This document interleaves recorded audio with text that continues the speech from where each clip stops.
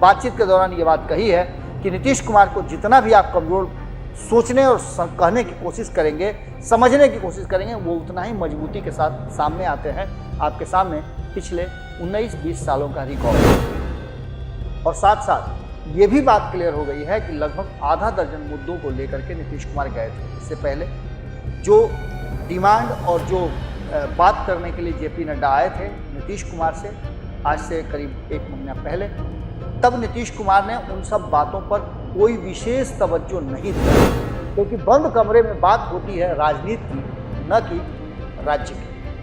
राज्य की जब भी बात होगी तो ओपन मंच पे होगा, क्योंकि जनता को भी पता चले कि क्या बिहार के लिए और क्या अपने राज्य के लिए नीतीश कुमार दिल्ली से लेकर के आए। आपने देखा होगा कि 2 महीना पहले से ये चर्चा चल रही थी कि मंत्रिमंडल का विस्तार करेंगे नीतीश कुमार, लेकिन इसको ठंडे बस्ते में रख दिया गया है।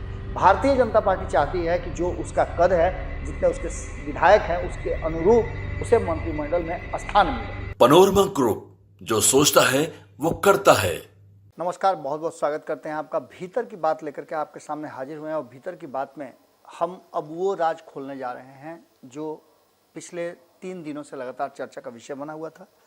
चर्चा इसलिए रुका हुआ था और चर्चा के विषय के बाद भी ये पता नहीं चल पा रहा था, क्योंकि कई ऐसी बातें बिहार में हो रही थी। एक तो बाढ़ की विभीषिका, दूसरी तरफ से नीतीश कुमार का दिल्ली से लौट करके आना, चुपचाप सीधे बाढ़ प्रभावित क्षेत्रों का भ्रमण करना।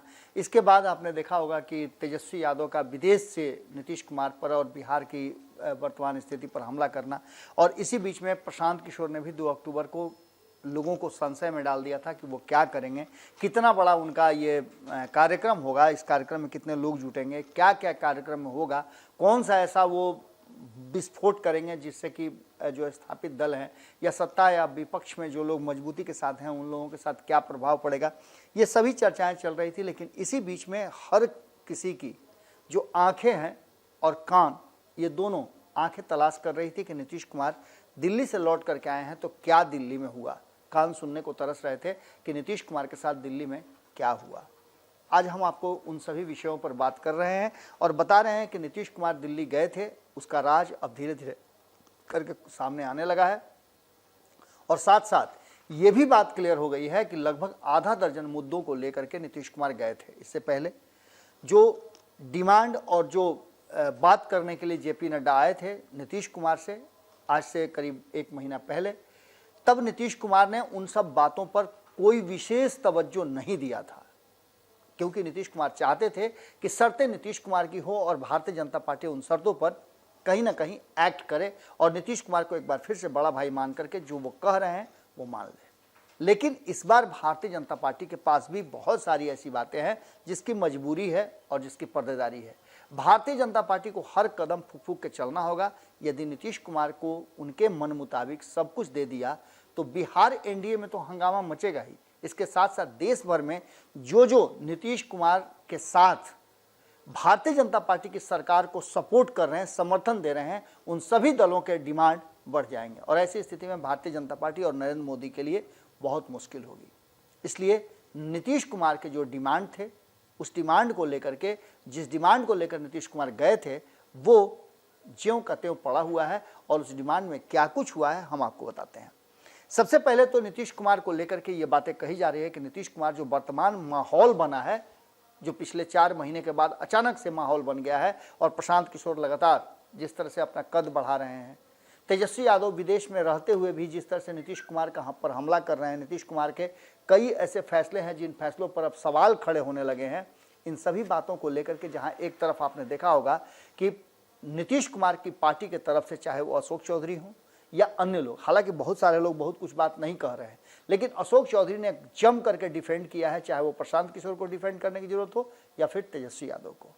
अशोक चौधरी ने एक बार फिर से मोर्चा संभाल लिया है विदेश से लौटने के बाद, और जब बाहर थे, वो विदेश में थे, तो बहुत कई तरह की बातें चर्चा में चल रही थी, लेकिन आते ही सबसे पहले वो फिर से नीतीश कुमार के करीब नजर आने लगे हैं और नीतीश कुमार के साथ साथ बिहार में जो सरकार चल रही है उसकी नीतियों को लेकर के किसी भी तरह के प्रहार या फिर आने वाले चुनाव को लेकर के जिस तरह की चर्चाएं चल रही हैं, नीतीश को कमजोर होने की बात की जा रही है, उस पर वो डिफेंड कर रहे हैं। कल ही उन्होंने बातचीत के दौरान ये बात कही है कि नीतीश कुमार को जितना भी आप कमजोर सोचने और कहने की कोशिश करेंगे, समझने की कोशिश करेंगे, वो उतना ही मजबूती के साथ सामने आते हैं।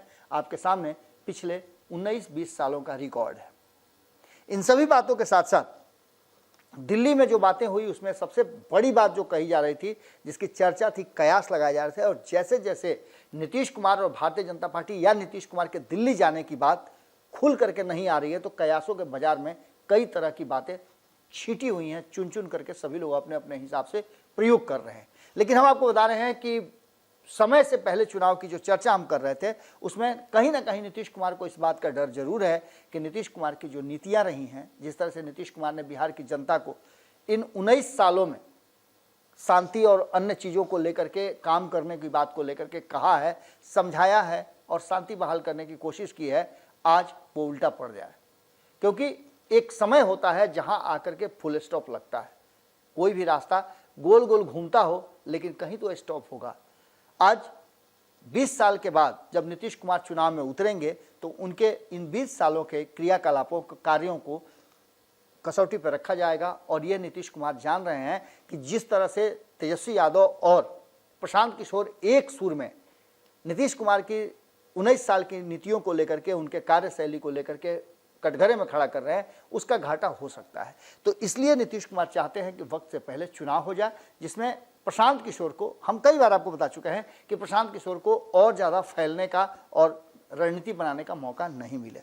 दूसरी तरफ अगर बात करें तो एक सवाल नीतीश कुमार पर लगातार खड़ा हो रहा है, तेजस्वी यादव ने भी खड़ा किया है और हम तो लगातार कहते ही आ रहे हैं कि आखिर क्या ऐसी बात रह गई है जो नीतीश कुमार आगे बढ़ करके प्रधानमंत्री नरेंद्र मोदी से दिल्ली जाने के बाद भी मुलाकात किए बिना वापस आ जाते हैं। क्या बिहार को सब कुछ मिल गया है या नीतीश कुमार संतुष्ट हो गए हैं कि अब उनको कुछ मिलना नहीं है, जो करना है उन्हीं को करना है।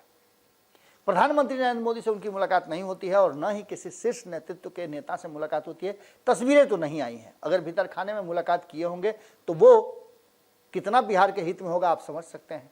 क्योंकि बंद कमरे में बात होती है राजनीति की, न कि राज्य की। राज्य की जब भी बात होगी तो ओपन मंच पे होगा, क्योंकि जनता को भी पता चले कि क्या बिहार के लिए और क्या अपने राज्य के लिए नीतीश कुमार दिल्ली से लेकर के आ रहे हैं। यानी कि अगर गुप्त मुलाकात हुई है तो वो बिहार के हित के लिए नहीं, बल्कि नीतीश कुमार अपने हित के लिए बात किए होंगे। खैर, इन सारी बातों के आगे अगर बढ़ते हैं तो क्या भाजपा और नीतीश कुमार में एक सवाल खड़ा हो रहा है कि दूरियां बनती जा रही है, और दूरियां क्यों बन रही हैं? तो ये तो साफ नजर आ रहा है कि नीतीश कुमार समय के साथ साथ अपने आप को बदलते रहते हैं।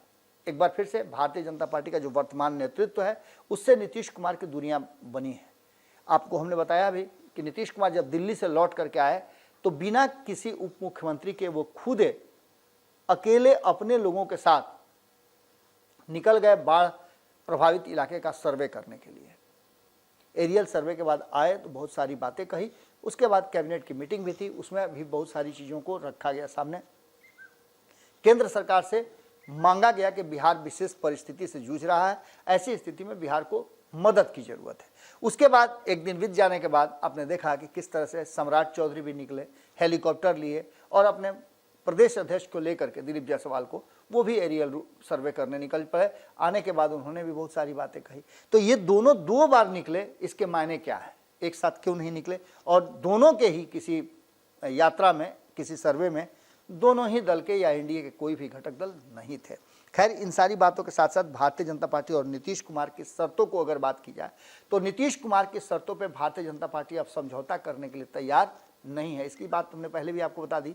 बिहार में भी इस बात को लेकर के अब चर्चा शुरू हो गई है कि बिहार में अगर नीतीश कुमार की बात नहीं मानती है भारतीय जनता पार्टी, यदि अगर मानने के लिए मजबूर हो जाती है तो बिहार एनडीए में बड़ा विस्फोट हो जाएगा।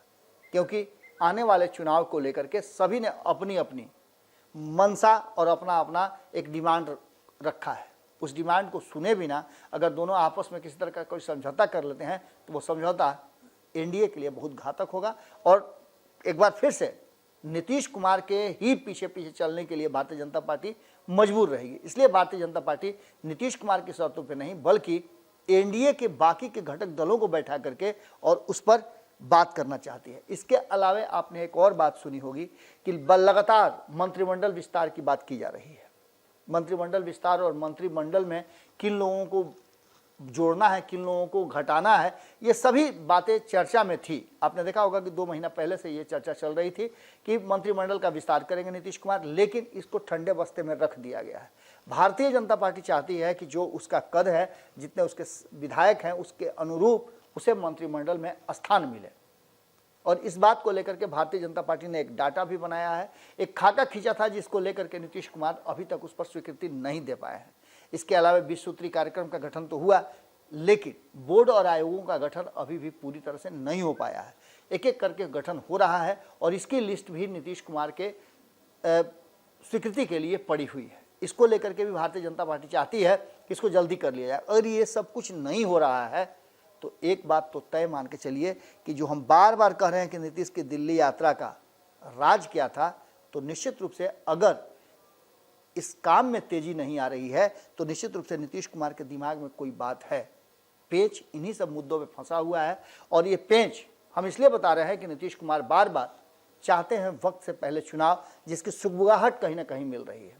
हमने आपको ये भी बताया था कि किस तरह से ट्रांसफर पोस्टिंग से लेकर के शिलान्यास तक का काम बहुत तेजी से शुरू हो चुका है। यानी कि नीतीश कुमार ये बता रहे हैं कि उनके पास समय कम है और भाजपा के पास फैसला लेने के लिए वक्त, दोनों ही कम समय में एक दूसरे के साथ चल रहे हैं। तो ऐसी स्थिति में अगर एक लाइन पे 2-2 ट्रेनें चलें तो टकराव तो होता ही है, लेकिन बिना 2 पटरियों पे कोई भी ट्रेन नहीं चलती है।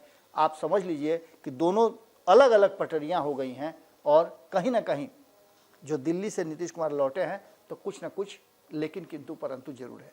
जुड़े रहिए भारत लाइव के साथ। बहुत बहुत धन्यवाद। पनोरमा ग्रुप, जो सोचता है वो करता है। अगर ये वीडियो पसंद आई और वह बिहार के राजनीति और बिहारियत से सरोकार रखेनी तो सब्सक्राइब बटन दबा के चैनल के सब्सक्राइब कर ली। ओजे एगो घंटी बा, ओकरा बटन दबा देला से कुल सटीक और मारक खबर रुआ मुफ्त में मिल जाई। अगर रुआ पत्रकारिता के हमनी के नया प्रयोग में सहयोग कर चाहतानी तो ज्वाइन बटन दबा दी। पेटीएम नंबर नोट कर ली 9386816700। धन्यवाद।